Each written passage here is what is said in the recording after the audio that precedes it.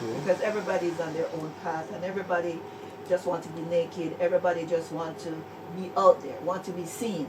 And I realized that there's not much that hasn't been touched, from observing and from looking into the industry where female is concerned. I realized that there's just a few, everybody naked, a march and a beat, drum and a dance. Yeah. Women naked, man naked. So I said, where they rated this? Went to Give Me That Good Love, that went to number 19 on the world chart.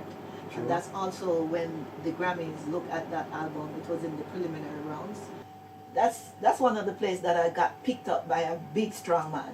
Yeah. You notice how small I am. Men 10 to 1 lift me up and run with me. I don't know why. Hey, what's up? It's your girl Sophia Brown, the only SB, and of course you're in tune to the big bad thing name inside the music. Come give me that good love, oh boy, come and give me some, hey, give me that good love, oh boy, nobody make it done. Blue Mountain Cafe in the morning, boy, you wake me up. What me say? Inside the music, your girl Sophia Brown. Check them out.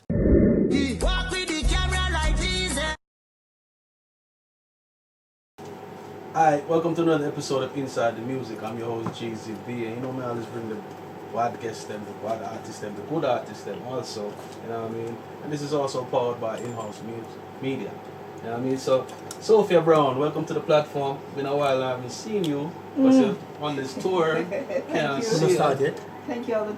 Thank you for having me. Yes. We're always working. Always working. Always working. There's no time that we're not working and not thinking about work, because this is music business. You can never stop work. Never stop working. It's, No. it's an ongoing thing. It's so, an ongoing all right. thing. I don't know how people ever get to really sit down and get to know the real Sophia Brown. Like to say, oh, where you from? Like, where did you grow up? Early days. I was born in Kingston, but I was raised in St. Elizabeth. Raised in the Rural St. Elizabeth. Country Bush. Yes, real bush. Carry water upon it. Water, everything. You can name it. Wood at my head, going to the mountain and chop wood. And all these things. Yeah, so who was like, you had siblings, Mhm. you both parents. That's how it was a nice family home, you're saying, down in Well, St. no. I was raised by my grandmother. Okay. I was never raised by my mom or my dad. I was raised by my grandmother, who was a very strict woman. Let me tell you, strict. She's strict. Yeah. Raised you with an iron fist. Yeah. Also, along with my two brothers and a cousin. Okay. Gary, Carl, Daniel. Daniel Thompson is my cousin. He's now a radio personality and RJR. Okay, So cool. we Music in the blood. yeah, we were raised well. Okay. Yeah. Is it like Christian home? God have mercy. Every Sunday we have to go to Sunday school for sure. Yeah. My cousin Daniel, he took the path of being Jehovah's Witness. Okay. So he always go there, but the others go to the Calvary Church. How about schooling? Schooling, yes. Was down that side too? Yes, Or- I went to Glen Stewart Primary School, and from there to Magati High, and from there to St. Elizabeth Technical through athletic. True. Yes, I was a runner. Yes, Was could- that runner? Yes. Track star? So them said, yeah, Yeah, we did the 200, the 4x1, Yeah, you look and also fit the enough, 100. Yes. You look like you work out, you know. Yes, a lot. The Yeah. figure is for me. Mhm. Image is important because you don't want to look good in a photograph, and then when you go on the stage, they're seeing something completely different. True. So for me, Out of image breath is and very all this. image is very important. So by 5 o'clock, I'm up each morning, up to date, and go by 6 o'clock. So you win any champs from Yeah. them time? Let me tell you something. We went to the year when we went to Champs. We have no gears for our feet. Oh my God, I've never felt nothing so hard on my feet. Because coming from St. Elizabeth, a rural school, we didn't get much sponsors. Okay. And as how you see track and field now, they're getting very sponsors, and of course the old boys and the old, come back and support the school. Yeah. We didn't have so much of that. But I remember Dr. Mavis Gilmore, who is a big influencer in education. I just saw Miss Babsy Grange post her. She's now 100 years old. Whoa. I just saw her Century. I just saw her posted her on her platform, And I left her comment because I remember as a young girl when I met her, when she actually came to school and gave us some gears. True. You know, so that was really, really good for us, you know, to transform and do our sprinting properly instead of just running barefooted. So you say you used to run barefoot? Yeah. At times? Yes, we used to run barefooted. And it didn't even matter because we were just enjoying that kind of vibe. It's not like now everybody bougie and, you know, we were just having fun as children. True. In the 80s. In the 80s. Yeah. 80s. Yes. I good years them not to know Yes. less. For sure. Less stress. Drama. Yes. Yes. Because sometimes even my kids, I for one, I used to tell them, say, oh, we never have Wi-Fi. We never, them can't Yes. imagine, say, Yes. we never have Wi-Fi. And you know, something that get to me that these days, the way how I see children is killing each other, fight. Yeah, we used to fight in school, but we never used to kill each other. You know. A lot of that going on lately. Yeah, it's blow for blow, and if you pass my yard, you don't You know. used to fight, you used to- Oh shoot! Don't say that. You don't look like you used to fight. I used to fight a lot. And you know why? How I used to fight? But I fight when I was in primary school, Yeah. not in high school. There was a lady who sell at the school gate. Mm-hmm. She used to sell box milk, patty, and all these things. And each fight I won, I get a patty and a box milk. So No, she encouraged you to fight.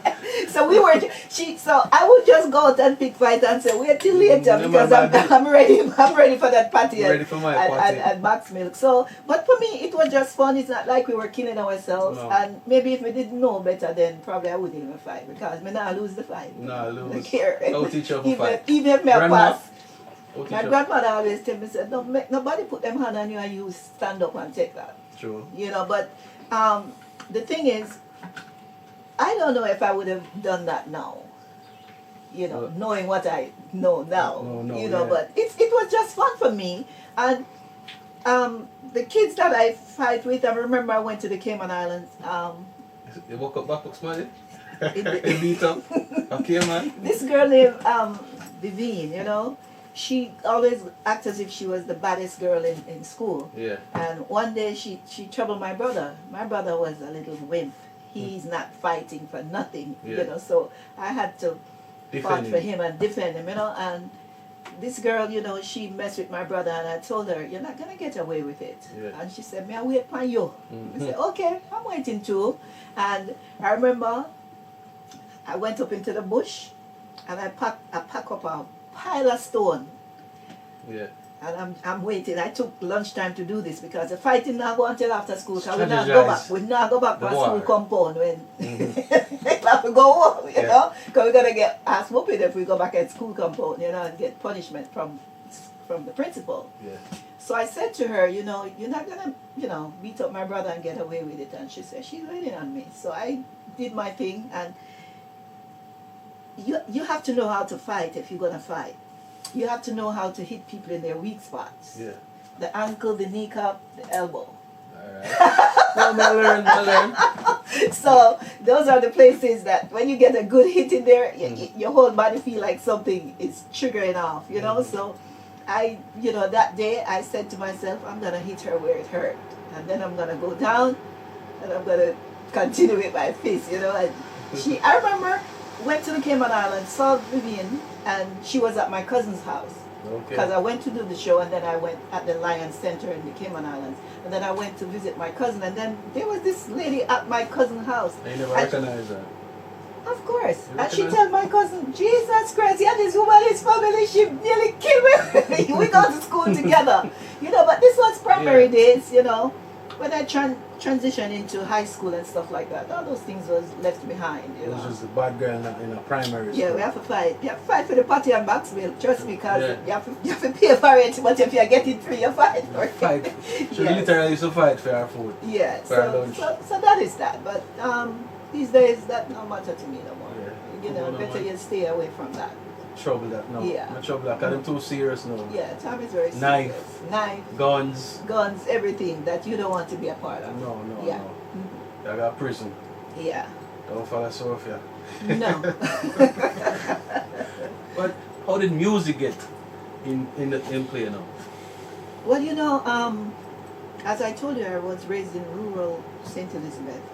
a little place called Carisbrook. So when music come along, it comes along when we formed a community youth club in the community, and that is what kept us from, kept us out of trouble a lot of times, because every evening we would go what they call theater now, we would call it plays, and the community youth club would go and participate among many other youth clubs in the surrounding area in St. Elizabeth.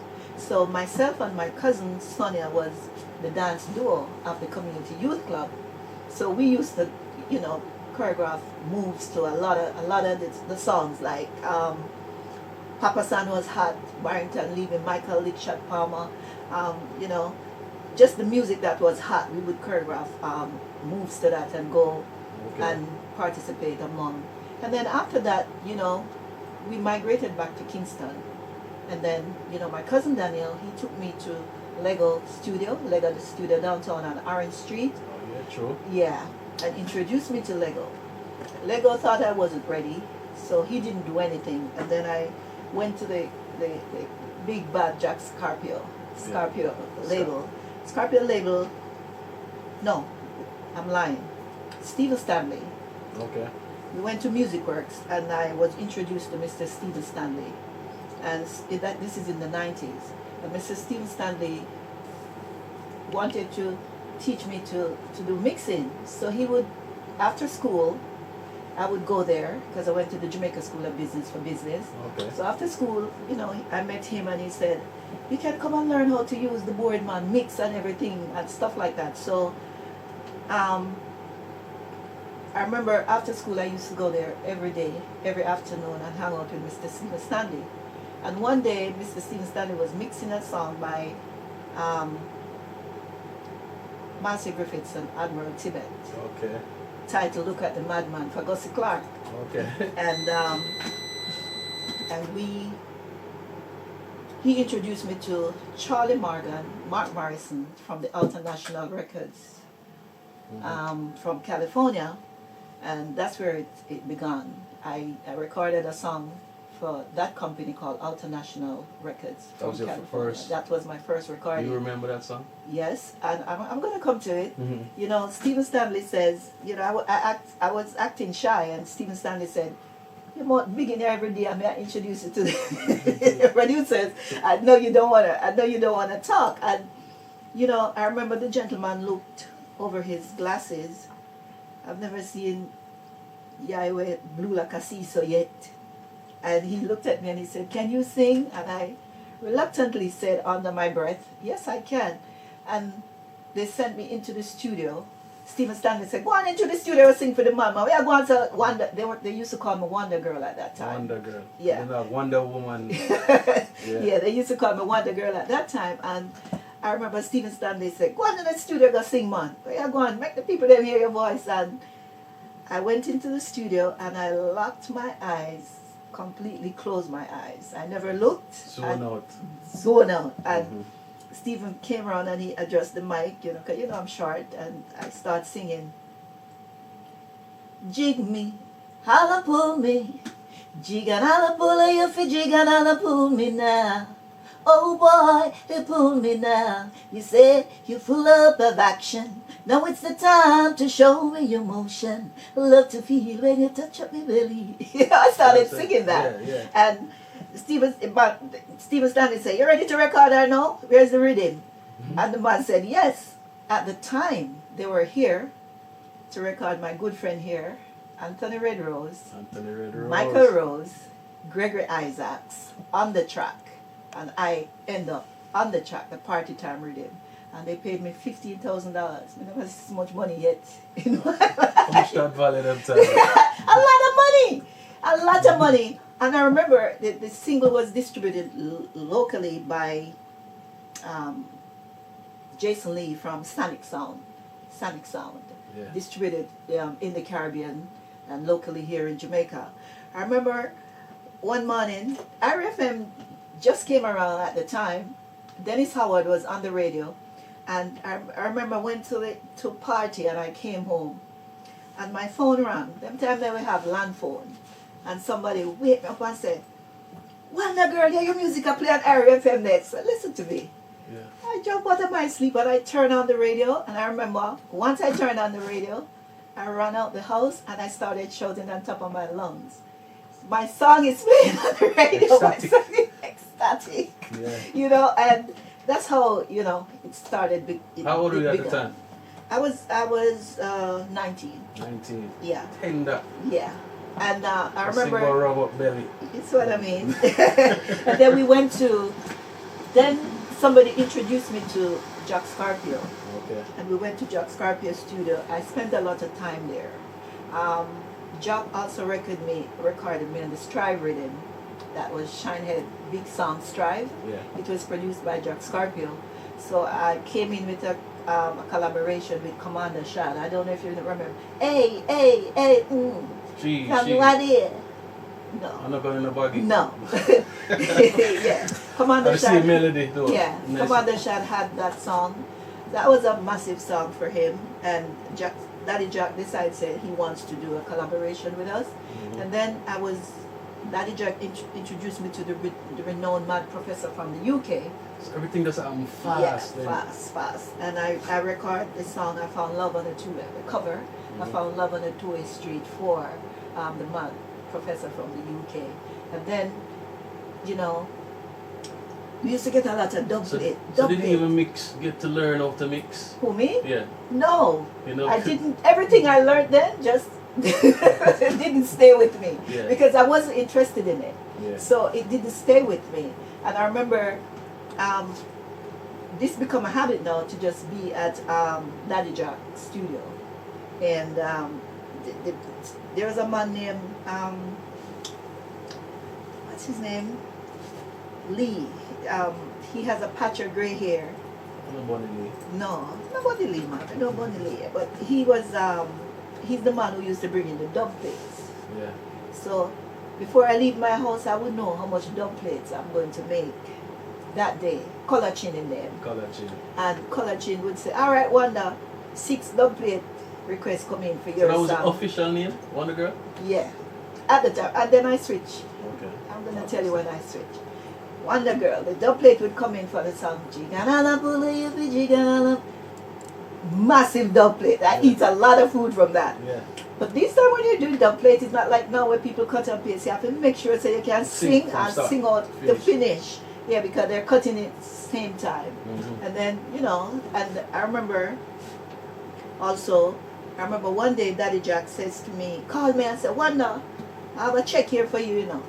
And it means that he got royalties for the song that myself and Commander Shah did.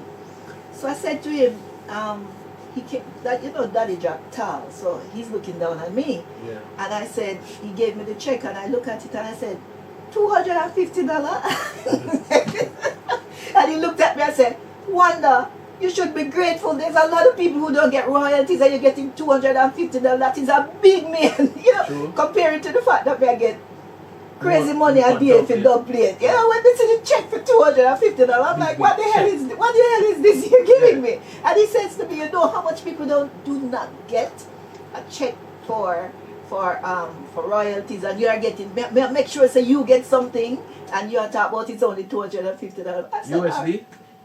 Jamaican money. It's not USD, Jamaican money. So I said to him, you know, I give thanks, you know, no matter what, I give thanks, and you know, the rest is history from there. What was grandma saying throughout when this is you were really pursuing this music? No, my grandmother died a long time. My she grandmother had died in 1985, and that's when my cousin Daniel Thompson came back to the country and said, you know, it's time for me to leave. Okay, so And that was the reason coming back to Kingston. Yes, and but I didn't come back to Kingston. I went to St. Catherine by my aunt in a place named Riversdale. So I would come over from the country each day, do what I have to do, and then go and then make enough money that I could rent a room for myself in Kingston, so I don't have to the commute, you know. Back and forth. Yeah, so that was it. So Yeah. you basically living off a dub plate at that time. Yes, you have to live off of the dub plate, and I remember. What about shows? I'm gonna get to that. Come I remember Specialists. Mm-hmm. Specialists. I got introduced to Specialists, Richie Stevens, Mad Cobra, and all these. Lady Patra is the one who had introduced me to those people. And Kirkpatrick wanted me to come into the Spection camp. Okay. And I remember sitting at New Name Music down there on Maxfield Avenue. What's his name? He went back to England because he was from England. He was the owner of the studio. I can't remember his name though, but that's where all of specialists would do most of his work there in that studio. But it's called New Name Music. New Name. Yeah. Castro Brown. Castor Brown from the UK, yes. And I remember going to the studio, meet everybody, saw a lot of things, and I said to myself, I don't think I want to be in this camp from what I saw. What did you But see? I don't want to You don't want to disclose what you see? disclose all of that right now, but Yeah. I didn't want to. I didn't want to because I don't think it was fitted for me. Okay. You know, because I'm a country girl, me shy, you know, I don't do certain things. Yeah. You understand? So if that's what I had to do really to make it, I didn't want to be involved in that part. So I leave that alone and I just continue on my journey, and that was that. But Specialists kept a major event in Montego Bay, and he did put me on the stage show. Richie Stevens, Dougie Fresh, Beanie Man, Patra, Mad Cobra. Most of the artists that was on the program was from his. Was camp? Yes. And I remember I went to Montego Bay. Miss Grange was a part of that management team as well, so she was also at the show, Miss Bobby's Grange, because she worked closely with Specialists where music is concerned. Cool. She was also at the event, and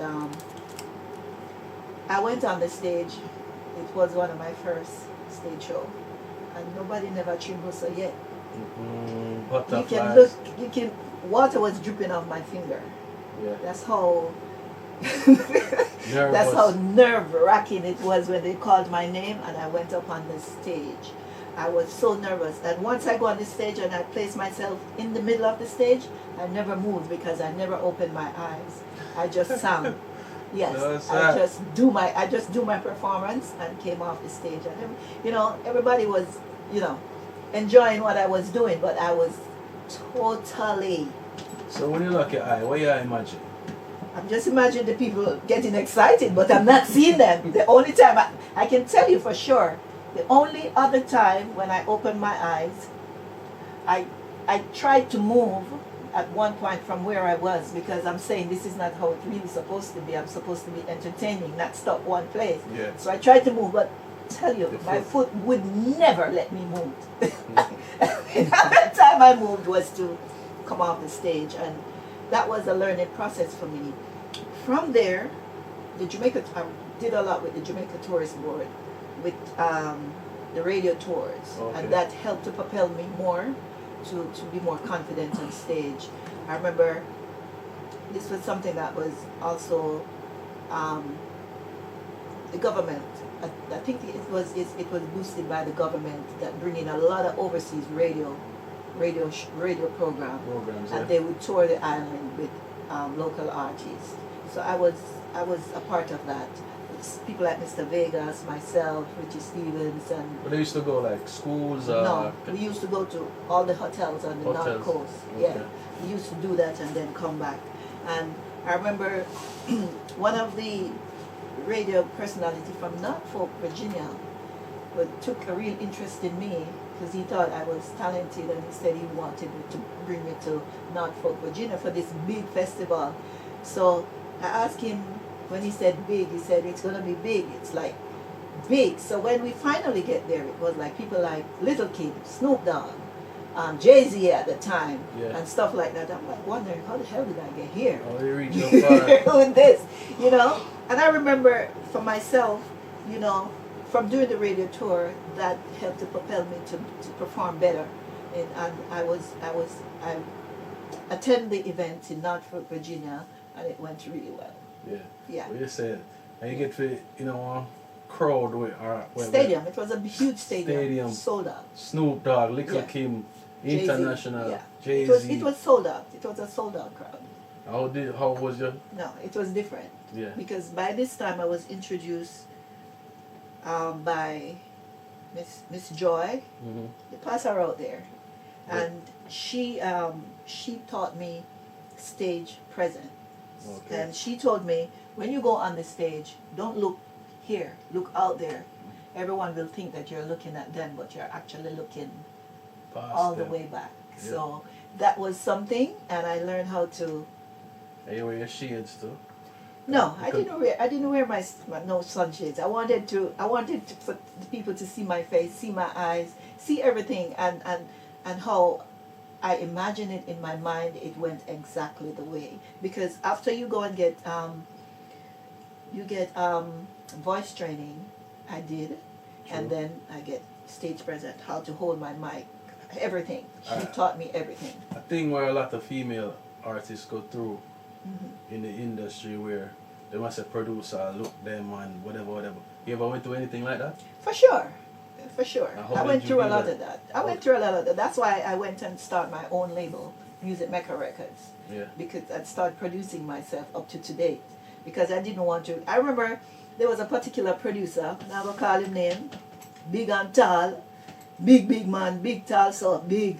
And I went, Brown. I'm not going to call no name. I'm not going to say anything, you know. And I remember one day he sent and called me. He was doing some work with Spice Yeah. at the time, and he sent and called me and told me that he wanted me on the track. And I went, but when we go on the track, he never want me on the track. He wanted on for me track, and Yeah. me I say, yo, I know that me come here for he call me for music. Let's talk about I music. probably him at the truck. And you You know, know, you people want it- tend to think of not want to talk about those things because they think it's taboo, but it's very relevant in the industry. And I remember I said to him, "It's either I come here for music or." Or you're out the door. And I remember I looked at his fingers; the nails were so dirty. I looked; he had his pants down under his butt. I looked at his underpants; it was so dirty, and I just looked at him grimy, Yeah. like what them picnics say nowadays, grimy, you're grimy. You know, and I say, what does he think? And then I also, from there, the Observer label also wanted, which is 90. Yeah. Yeah, they also wanted to do some work at the time, but they depend with them, depend. Same thing again. I kind So of chill. what would be your advice to like young girls in the industry to Well- avoid? Well, nowadays you can't advise nobody. True. Because everybody's on their own path and everybody just want to be naked. Everybody just want to be out there, want to be seen. Yes, you want to be seen, but in what way and how you go about it.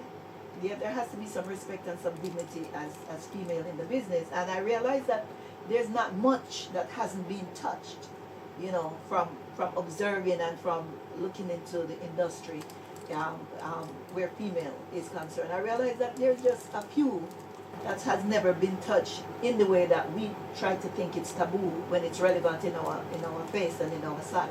True. Yeah. So that's how I divert from that and started my own label and started producing my own self. That makes sense. Yes. You ever think that women should even stick together more? Meaning, say, you have a female producer, female artist, a female label, and then you give it to the female disc jockey.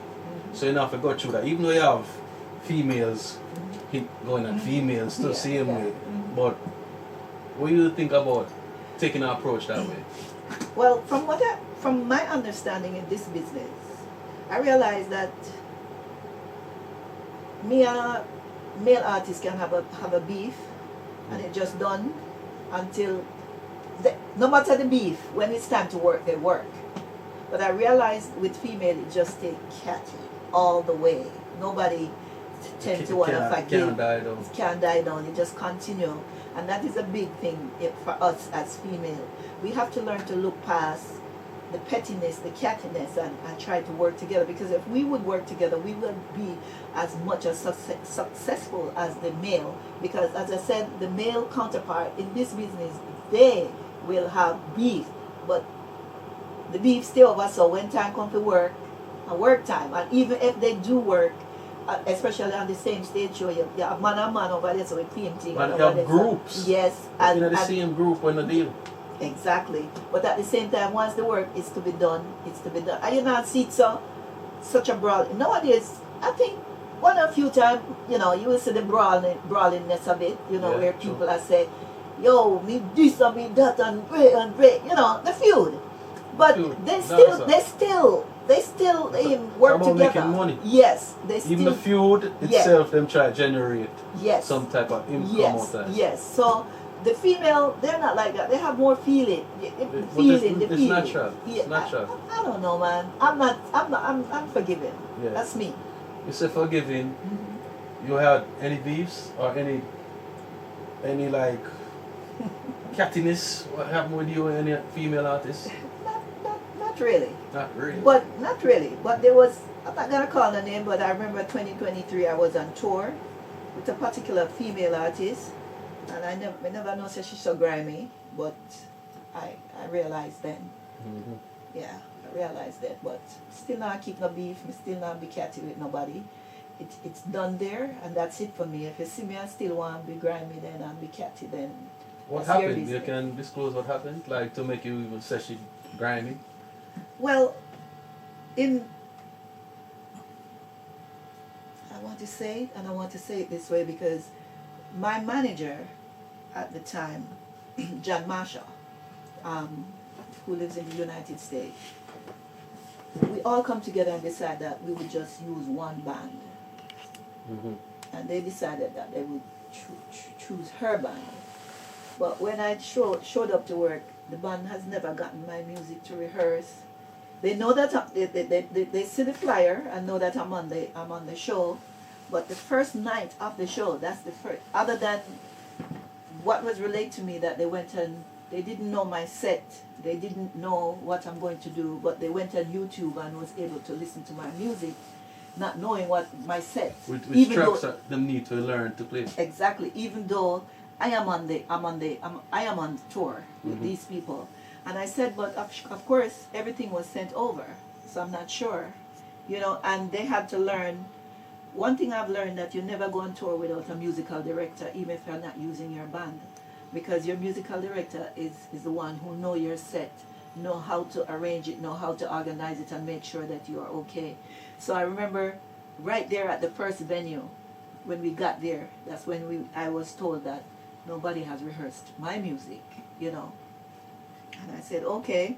My musical director, Paulo Simpson, he went and sit with the musician, because of course they didn't know the set, but they were listening to the music, so they actually familiar with the music. So whatever the set was then, I would, you know, they would, you know, just get familiarized and let's do something. And that's where that's how I really get to play at that show at that night. It was in Columbus, Ohio. Okay. And I remember that night they said I would go on at 10:30, and when 10:30 come, I know the band don't reach the venue.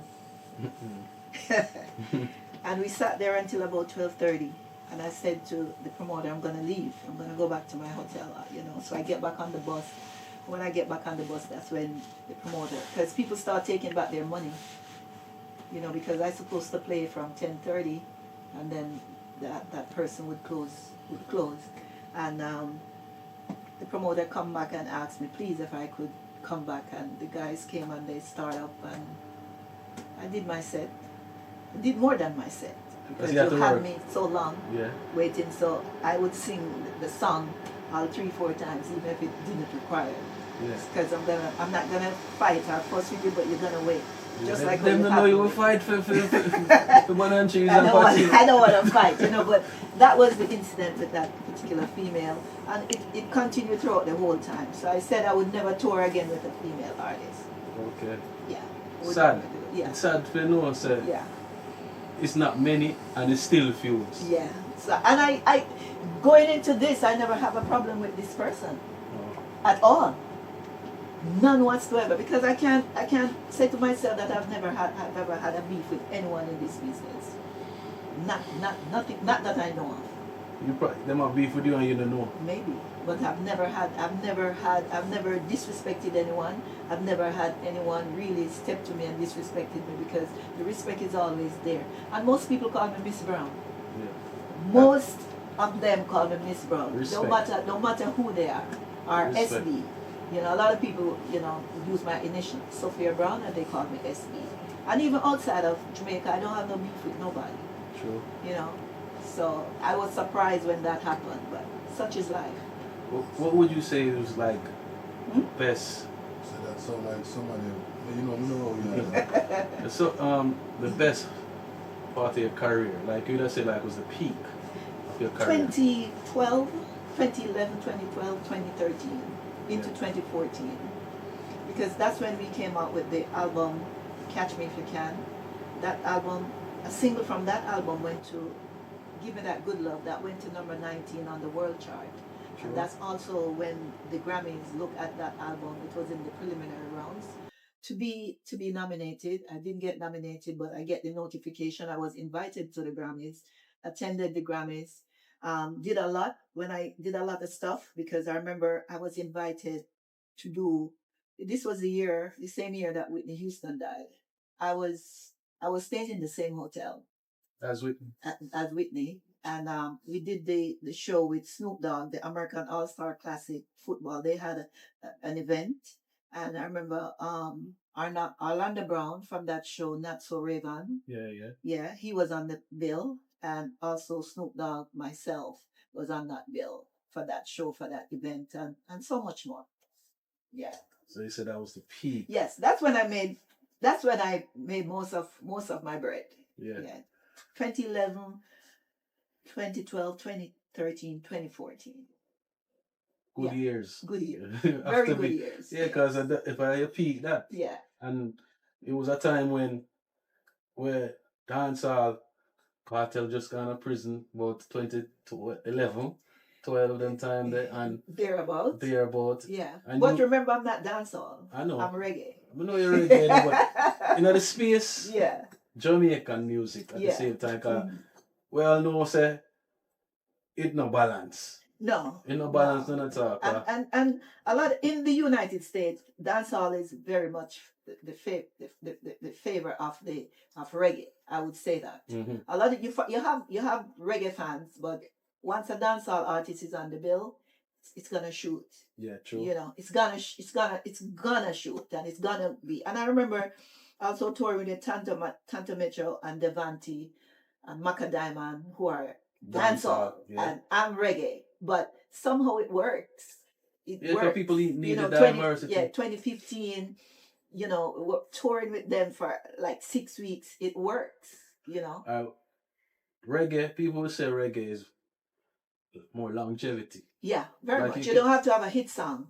No, exactly. To be on a tour, because you can live off what you're saying. The longevity of reggae music. Longevity keep coming. You know, the song will take 3-4 years to forget notoriety. Yeah. And then but dancehall is a thing where quick. It's very quick. You understand? And you have to find another one. You have to keep working. Keep. I can relax. Anthony Redrose can relax and know say show will still be coming. Yeah, true. But you don't want to relax too much. You still want to be present, so you just keep working and keep recording and keep doing music and keep doing what you love and make sure you stay sustainable in the business. Yeah, definitely. Yeah.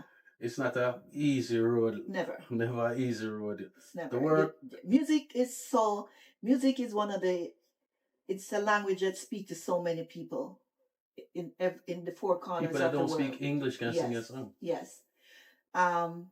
And it's one of the most unkind business as well.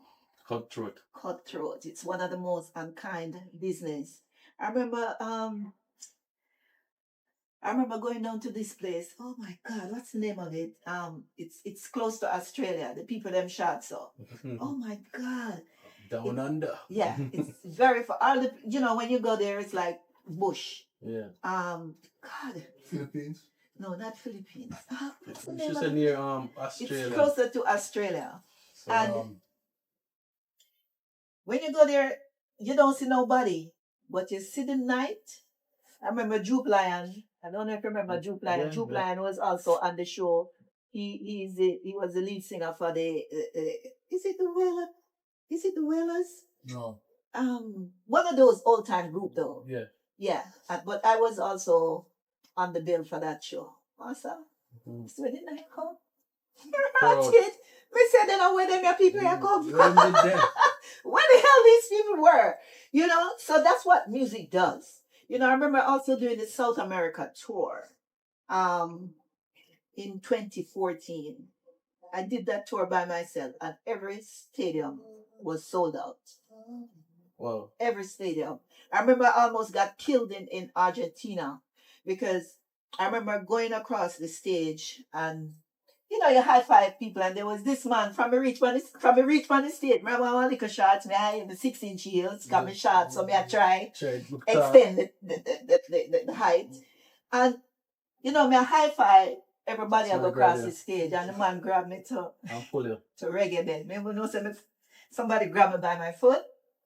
Cause this man, but I should never did it because from the reach on the stage, the man and I'm out in tongue off of me. So, Fiji. but just no, it's in the Fiji. no, we were in we this time I was in Argentina. I mean, I tell you, the place full. We had to do another show in Buenos Aires because people them wanted another show. There was a man by the name of Giovanni. He was in charge of Ratatam Sunsplash.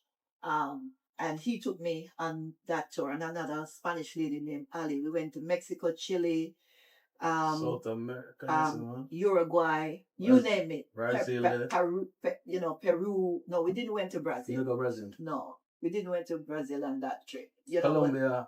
No, we didn't do Colombia either. But I did Colombia recently. Yeah, them love reggae. I did Colombia recently in the 2000 here. Yeah. So. Yeah, but I'm telling you, I'll never forget that man. When I finished that show, I went to the dressing room and the people them just come and shake down the place like this. After an hour and a half. Huh? Me don't know about him, you know. But me tell you, that man almost let me broke my neck.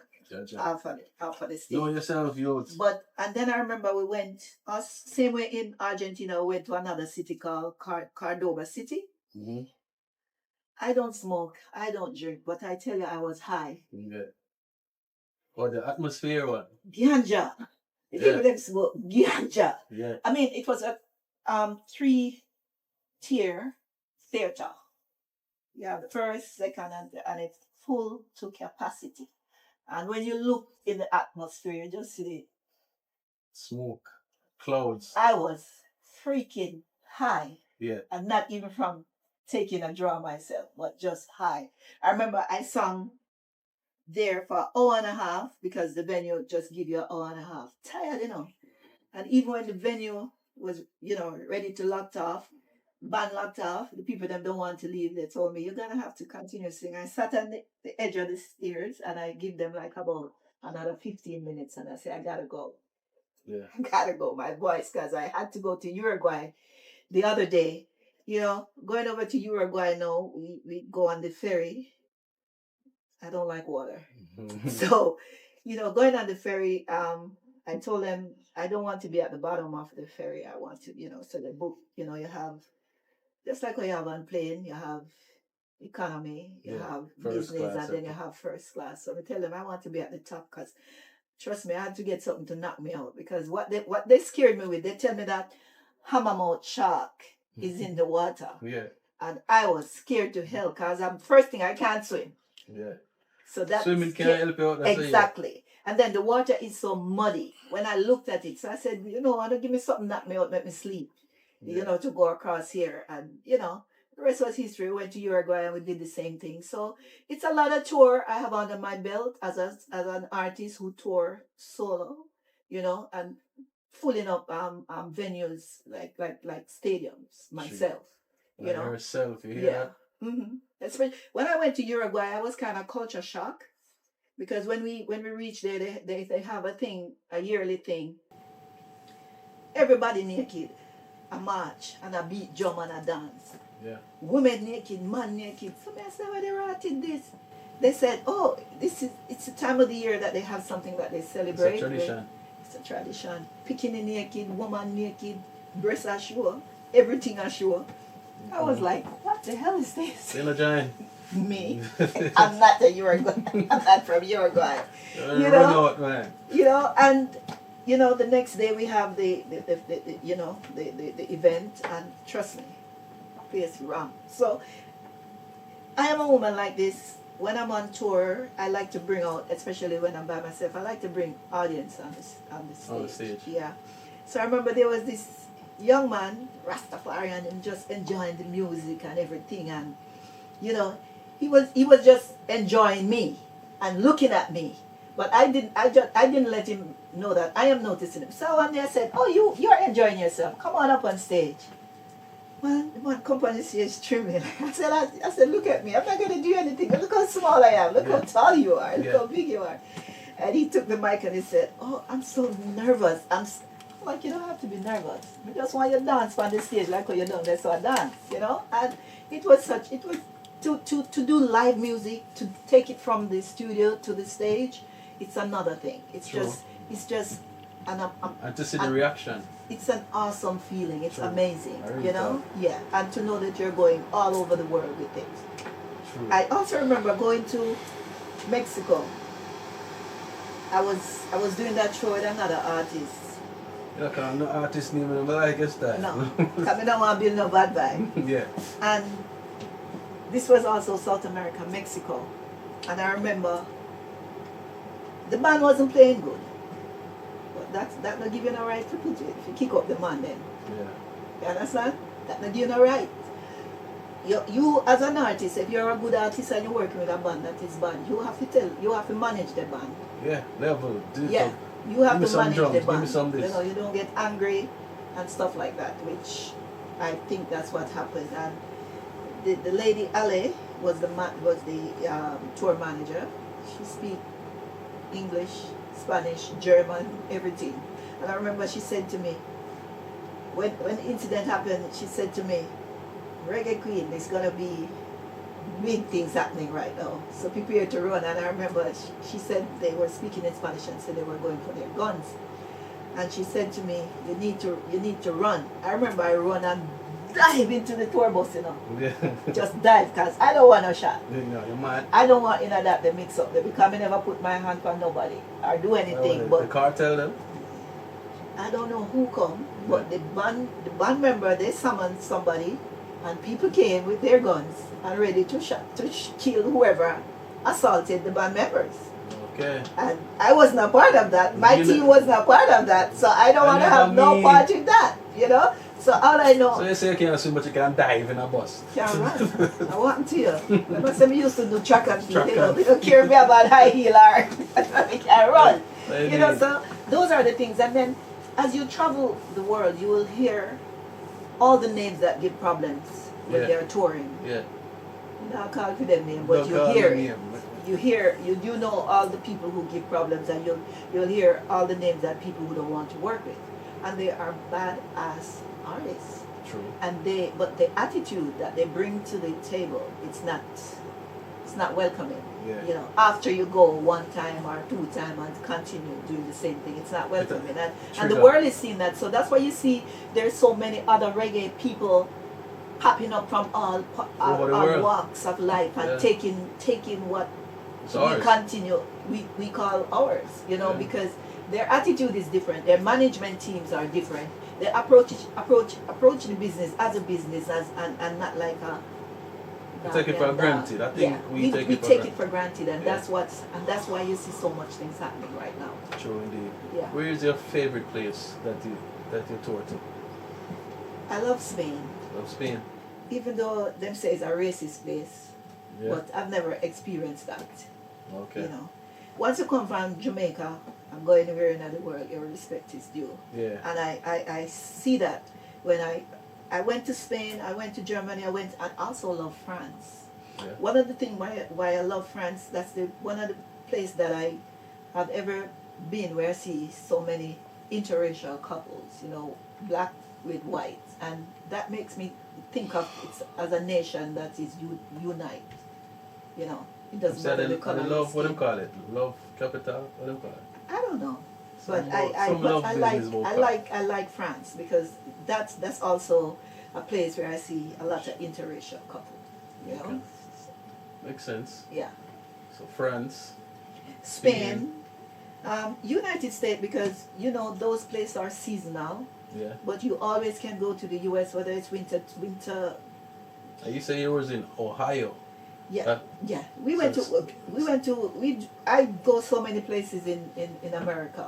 Yeah, because The not only everybody place go them place there. No. That man said. The only place I've never went, I think I haven't went yet in the United States that's considered to be a part of the United States is Hawaii.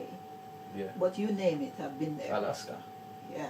But You Alaska. know, someone just, I haven't been there either, but I just got a message from Alaska that they want me to come at the Alaska Reggae Festival. And Yeah. that's our next fireplace round, so. A place where it don't get dark. Yes. But it, But it does get dark. or when it's but dark, it stay dark. And when yeah. Yeah. when a yeah. day for Yeah. So for I 2 just days. I just got a message on my Instagram page, not yesterday, the day before, asking if I'm available for that event in Alaska. in Alaska, and that would be my first time there. True. Yeah, and I've never been to Hawaii. And the 2 American states that. Yeah, makes I've sense. never been to those 2 states at all, but everywhere else I've been. Yeah. Because as I said, America never go out of season when it comes down to reggae music or any music at all. True. Like how Europe will, have their downtime and then summertime it comes alive. Yeah. Yeah. California is a It's place I another love. pla- yeah. I love reggae. Yeah. California. Yeah, very much so. West and I've Coast. been to San Diego, San Francisco, you name it. There's a little. I remember I was summoned to play at a little place in a place named Orange County. It's a small club, but Orange the County, vibration near LA. in California, somewhere in San Diego, but further out of Yeah. To the south. yeah. It's a little club, but the atmosphere is amazing. It holds like about 250 people. Mhm. But I can tell you, when your band string up in that place and start playing, that's one of the places that I got picked up by a big strong man. Yeah. You notice how small I am. Man 10 to 1 lift me up and run with me. Mm. I don't know why. Me So- want to lift you up and run with you. So I went 3 places in the world. Yeah. That happened to me in Spain, and that also happened to me in France, and that happened to me in the United States, California to be exact. Pick her up and Just run. pick me up and one run, Yeah. just with one hand in up, Yeah. cause big and tall man. I say with the Right. I remember in That song the way I sing, man. Yeah. Must you have know, beat. so as a female too, you have to be careful. You have to have a bodyguard them up Yeah. and make sure so them they're ready Ready for to defend Broke the up somebody thing. for you. Yeah, the place I'm talking about is a place called Fort Mozambique. Mozambique in Orange County. Like it's on the beach and you just watch you wheel them and everybody. It's amazing to travel and do what you journey do. been. So it's a journey been a journey. Yeah, I love what I do. I tend to transforming from music, not all the way, but I started writing books. Okay. Yes, yeah, an author. I released my first book in the year 2023, Okay. titled "The Heart of a Broken Girl." It's all about how I was raised and where I'm coming from to where I am now, and So you can get this book online or where? it's in paperback, ebook, and hardcover. So it's available on Amazon. You hear that? Yeah, and we're currently Venturing into because new things. I may not look it, but I'm in my 50s now. Yeah.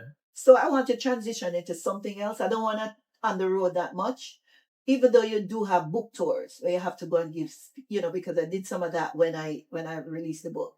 I'm looking forward to release the next book right now that I'm working on, also with the upcoming album. Working. Yeah. They say in your 50s, you ever think, when you did young, people in them even 40s did look. You remember? older. Yeah, They look, people. yeah, That's they what I look, said. yeah. Even George Jefferson and them man that was 30 odd, you know, with them ball head, you know. yeah, but we're come to a time where there's so many things that to keep us fresh and look young. Look at my Bridget Anthony Red Rose. Look at him look. You know, in parties. Yeah. You know, 60s. you look, That's it's the what I'm 60s. saying. So I personally, as I told you, every morning I get up and run. I don't eat a lot of things. I Yeah. don't drink and I don't smoke. Yeah. And I don't party a lot. If you see me at that event, You're because booked. I want to be at that event. Okay. I true. don't go out a lot at night and stuff like that. I tend not to hang out with too much people in the industry. I hang out with corporate people because it gives me another way to venture into something else. Some different Knowledge things. is power. Yeah, true. So I tend to, transit because you have to understand that music is not it all the times. True. And you have to want to have another income coming from somewhere. That's when you have the mean season, you still can live. So Makes sense. so I tend to transit into a lot of things. And and writing book is something that I am very much loving. It's like therapy. Yeah. And also business outside of that, to me, it's very important to sustain our lifestyle and ourselves and our family if we still think we want to help our family at some point. Yeah, true. And even people in it, because I'm an advocate for kids in Jamaica with Down syndrome, and I Okay. help that organization a lot. So you have to want to not only live for yourself but live for something. Live So for I advocate, something. for kids living with Down syndrome. I work alongside the Jamaica Down Syndrome Foundation a lot. Okay, that's good. Yeah. That's good. That's real Yeah. good. Yeah. That keep it fresh, you know. I try. Yeah. And so many other organizations, that I don't talk about. Oftentimes I do stuff for them, but I give a lot of my time to the Jamaica Down Syndrome Foundation. And I think it's a good thing because these children, they do need us. And they're so loving. Intelligent is not even the word, their brain. True. So we do a lot with kids. those children. Makes sense, yo. That I'm a great thing that too. I Yeah. feel like say that bless you more, you know. Yeah, I do. It blesses you. Yeah. What you say about the Jamaican space though with your music? Hmm? Just squeeze The it. space like Look here. Let me tell you something. We know everybody in the music. We know most radio personality. We know a lot of the artists them. Everybody. As we say, me and everybody jail good. yeah. But I realized that when this industry, yesterday I saw one artist crash out. Yeah. Let's squeeze the circle. Yesterday I saw one artist crash out on Instagram. Rasta? Yeah. And I feel his pain. Yeah. Because as you were saying that there's a lot of talents around here and it just get stifled. I tend to craft out my way, the way how I know it. And I basically do most of everything for myself. I don't depend on nobody, whether it's financially or anything. If you say, okay, we're going to do something, then you give me a price. If I can afford it, I can't afford it. And if I can afford it, we move forward. But music has become a business. If you notice that in today's world, music has become a business. It's 99% business and just 1% of the music. Yeah. And why I say that, you have to learn how to market yourself in this industry right now. Yeah. The way how music is going. Not like one time. No. It's not like say you just give a man your song and you play it on the radio and people are hear it. No, it's a different ball game. So you have to. You will do all of the right steps. Yeah. And a man just go do some foolishness over on park. Yeah. And it go viral. Yeah. And everybody. Yeah. So you have to learn to adapt to what is happening. to what's happening. Yeah. Mm-hmm. Presence, media presence. Yes. I mean, social media. So with internationally, for me, I'm gonna do the book mainly internationally. Not that I'm not gonna promote it here in Jamaica, but I'm gonna do a lot of that. Also with the new album coming up that we're working on. Yeah, right here at Sly and Robbie. Sly and Robbie's doing it. Studio. You know, we do Rest a in lot. peace to the legends. Anthony Redrose is like my vocal coach. You know, he whenever time I'm voicing, he's here. You know, to guide me along the way because we're never too old to learn. True. You know, where music is concerned. So give thanks to him for that, and also to Rory. Uncle Sly gone left with the other day, but we still give thanks. Also, I you say know? RIP to the legend. Yeah, yeah. But for sure, you have to learn how to make it in this new music business. Really? And I've bought a book because I didn't think that we don't need to have a book. You need to read. We need to read in order to be informed. True. And I bought a book, and whenever time I'm doing long flights, I just read the book to learn about the new music business. You have to learn about this business because this business is evolving. Yeah. Into something you don't want to get left behind. No. In a certain categories. No. And for me as a female, I always want to have the knowledge. Yeah. Because, you know, when you go on the road, when you're dealing with the marketing of the music, the book, I don't do that because I don't know much about that. You know, you hire a company to do the book thing. You know, they will tell you what to do, etc. But when it comes down to the music, that's my number one thing. Your thing. Yeah. So I tend to, once I start thinking about putting out an album, the research is just like how I'm working in the studio. That's the same way I'm researching how we're gonna market this thing, and for it to make sense. Makes sense. Yes. And it does make sense. Yes. What you do. Yes. So it's like you have your strategy, you know. Yeah. And everything what you do. Yeah, and then you have the team. You know, you have your publicist, and you say, boy, you know, these are some of the things that we think is good to go forward with this particular product. And then you choose a single and you just keep it moving. Yeah. Keep it moving, Yeah. keep it going. Mm-hmm. A Grammy album that you put out there. Even if you don't get nominated, it's still Grammy You know, I've standard. the product, you know, because when you do this thing, you have to know, say, the standard of the music. Because what you have to understand, what people outside of Jamaica recognize, they don't recognize the whole heap of rhythm. Mm-hmm. They want original.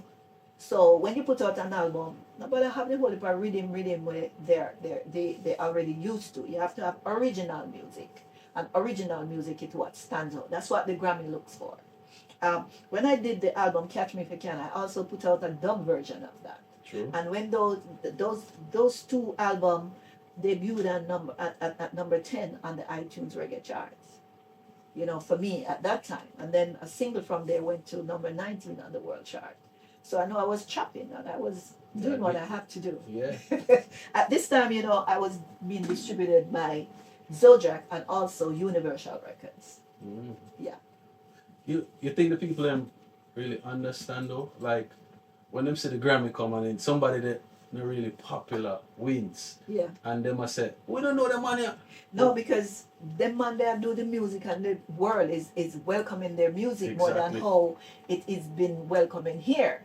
And that's what they fail to understand, that not because you're not players, you know, means the whole world now play us and we're not going to go play it for them live and stuff like that. Straight. We are doing the music and we are doing it the way how we know how to do it. Everybody will get the same record and they look past it. And when it goes somewhere else and do big things, them start complaining. Why? Because you didn't pay attention to it? That's not good. What do you think? The lane that you're in, compared to the lane with the fast lane, they're like, say, yo, everybody didn't know you're Jamaican, you can't walk in peace and them things, but you probably don't have the substance. Would you trade for that? No. It's really good for me to be able to go places and sit down and have dinner or have lunch and don't have people swarming me. Yeah. I've been through that phase and it was, you know, for me, you need peace. True. But in today's world, you really need that sometime, based on how popularity is going on the internet and all of them stuff. You do need that sometime, but sometimes I really need peace. Yeah. I've been to places where people hold me in my hair because they think me I wear a wig, but it's my hair. Yeah. You know, where you get that wig from, you know, it's my hair. Yeah, pretty. You know, I don't really wear. It's Natural compulsory you beauty. see me wear a wig unless me really on tour. I will always have something on hand just in case I can't get to fix my hair. Yeah. But I have my natural hair. I'm born with long, pretty hair. Yeah. So I don't really need to wear You wig, need you no know. wig. Yeah. Natural. I mean, no cut up nothing, I mean, no You fix know, the nothing. BBL. No, none of them. So it just what God gave me. Yeah. Natural. Yeah, Natural women them still yeah. sense in the people. They say, "Match right yourself." No tattoos, No, no falls here. you're not gonna see that. You understand? Especially the tattoo, you're not going to see that. No BBL. Everything natural. A white material. Oh my God. Well, I've never been married. Not looking forward to either Why at this not? time. So yeah, we could go into your personal life. No. You bring it up. Don't blame me. Yeah, you say no married. Single, mingling, what you doing? What go on? I'm not single, but I'm not married. And at this stage of my life, I don't think that we don't have engagement ring and then something there. Yeah. But every girl fancy to be married and wearing this long white gown. That's not me. I'm more. I was raised more like a tomboy. I raised with 3 boys. Yeah. So I do stuff like men. I can cut a coconut. Yeah. I can chop wood. I can do everything. I can climb tree. Yeah. You know, so I'm not the girly like, you know. I So you wanna have a little princess fantasy there. so, Yeah. I learned me grow rough. Yeah. But it doesn't mean that I'm not subtle and nice either. Submissive. Me? Yeah. Submissive to somebody? Yeah. I don't know about that part. I would never be this submissive wife or girlfriend. No, Because I learned to do everything for myself. But it's not that I'm not going to disrespect you as a man. I'll let you play your role. You understand You need that? a strong man to be your man. Like a man that can chop more jelly than you. I don't know, but it has. Listen, it's just for me. I'm not that softy, girly Yeah. kind of girl. Imagine But me I as would a never girl. portray that. I would let you do your role because I would never step in your role.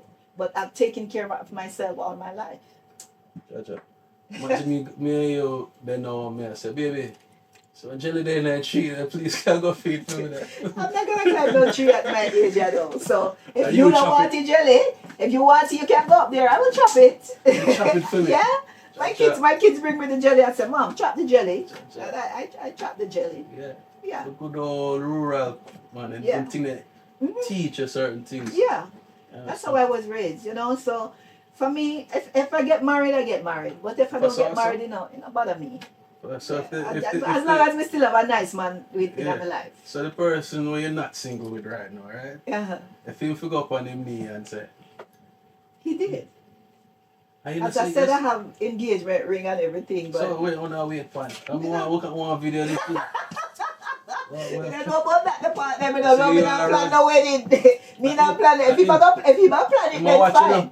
If he I'm gonna plan watch it, then this, fine. But me not gonna get up and say, boy, I'm ready. Yeah. If him ready, then fine. And if he step to me Mr. and Man, say, ready up in there. but me not gonna get up and say, yeah, me ready for married now. Cause Ready as up with- me say, I know something when me dream about. Yeah, true. You know, but the ring look good and the ring nice. It's expensive. Yeah. Yeah. That is it. Yeah. You know, Love I is have love, 2 though. children. 2 boy Yeah, and girl. boy and a girl. Yeah. I think I met your son. Yeah. He married now too. See, man, I'll beat it. He got married this year. It was lovely, a small, intimate thing. We all went and supported him and his lovely wife. You And saw stuff me at like the that. wedding? Hmm? You not sing? No, so I'm going to dance with him. Yeah. Me not sing. Me tell him, so me just want to, as a mother, it's your duty to, it was my duty to help with the wedding because his dad is all the way in London. He helped too, you know, in terms of expense and stuff like that. But I did my part.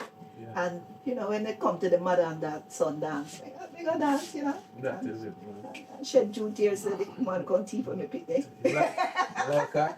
Yeah, I do. Very reserved young lady, very respectful, and that's what I like. And I encourage my son to make sure he do the right thing in his relationship and be respectful to a female at all times. That type of teacher, son. For Yeah, real. very much. Because the same that I would want for me and my daughter, I would want for someone else's daughter.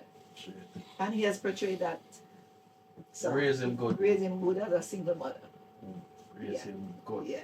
My daughter is a rebel like me. I don't know when I go see she married, but I think she's a rebel like myself.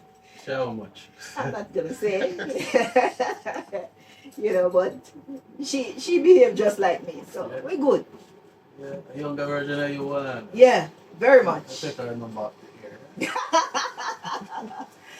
She's very business oriented. She does a lot, even in business that we tend to do. I just give it to her. Sure. Because That's great. I pay attention to what I love more. And music is my lifestyle. And that is it. Music is my lifestyle. You're more you do for people and no. What I do for them? Yeah. Killing your social media. Okay. You on X, I'm Sophia Brown, SB, and Facebook is Sophia Brown Music. Instagram, Sophia Brown Music. You want your name now? TikTok is also Sophia Brown Music. You go live, you tap the screen, you tell them tap the screen. No, I don't do. Only when I'm promoting stuff I do live. I do live. Yeah. But for sure, Facebook, Instagram, Sophia Brown Music. For the website, it's sophiabrown.com. We have merchandise and all those things there. People can go and purchase, from anything for your dog, for your bathroom, your kitchen. We have books, we have everything. We do what we're supposed She's to an do. entrepreneur. We do what we're supposed to do in this music. So for Facebook, it's Sophia Brown Music. For Oi. yeah. For Facebook, it's Sophia Brown Music. For Instagram, Sophia Brown Music. For Twitter, it's which is now X. Yeah. Sophia Brown SB. Sophia Brown SB. For the fan page, it's Sophia Brown on the SB, which is Facebook. So, that is it. One, the new generation, we don't know who is Sophia Brown, but check her out also, Yes. because she's a woman who we can look up to. Yes. You understand? And I want to say to all the book fans, trust me, I know you guys been asking when the book is coming. It's gonna come. I might find out. It would have come already, but the phone did crash with all the everything. So I'm rewriting, but I'm on my giving it my final touches. So maybe by the end of the year. The last book was only 120 pages. I wanted 250 pages. I look for a movie, a lifetime movie with the second book. So I want the story to be more lengthier, longer, and start marketing it that way, because just stop here so you go way over so. So I'm looking for a lifetime movie with this second book. Makes sense. Yeah. So rich we say now. That is it. Yeah. And the more we become rich, and the more we are able to help more people in our society. And you talk on. Yeah. And you don't go on already. Yeah. You So can't go so much place. yeah. Yeah. New Guinea.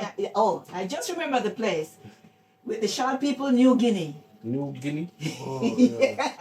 Short people. You remember I was talking about the show that we went to, and I didn't see anybody. Australia. Yeah. New Guinea is the place. It just came back to me. So it's New Guinea. Some little short people, trust me, I call them elf. Yeah. Yeah. Yeah, Them small. How do you know me? Look at me. Small. So me they are small people, but it was in New Guinea. New Guinea. Yeah. She told the world. Massive. Yes. Massive. Yeah, and we supposed to go back. We're supposed to go to do this tour in Australia this year. It's in the making. So we're trying to do this new album so we can start touring in October. October is my birthday. I always take 1 week off. My birthday too. Yeah. Which day one? The 20th of October. Okay. 6 days before mine. 26. Yeah. So I always take a week off in that time, but we're looking forward. Chris Yard, we don't know say you have to promote the thing and doing the bookings for both for Europe and that part of the world. John Marsha, United States, and so forth. So give thanks for all the blessings and for wanting to work with me as a female artist. I thank you both. They said love. Yes. Booker in Jamaica too. And also the team. Fiona Williams, Paulo Simpson, you know, my musical director. I can lay down in my hotel bed and send him to do the sound check and everything and know so everything is good.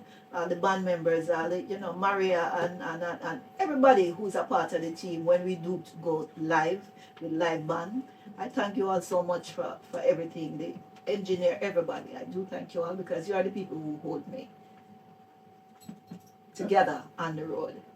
And she's doing it Yeah. big. Yeah. For what, 30 years? Mm-hmm. 30 years strong. Yeah. Yeah. We started in 1993 to be exact. Yes. Yeah. Yeah. Time. Yeah. So I've done my time. 33 years to be Yeah. exact. I've done my time. I'm still a go. And you're still going on more and more. Yeah. I'm thinking of within the next 5-6 years to kind of slow down in terms of flying because it's not so it's not that exciting anymore, and that's why I'm transitioning into writing books. But we're not done the music career, but we just do more special occasion in terms of live music. Yeah. It's a pleasure having you. Yes, and I want to say, I don't know if you're watching, but Mr. Lenny Greens from WBLS, you know, you're always in my corner, showing me some love internationally and WBLS, New York City. If you happen to see this, and Boyd, also out of New York City, and the crew, give thanks for all the support as well for, you know, for where the career is concerned. All right. You sure you're done? Yeah. All right, God. Season greetings from London. And we out. Yeah.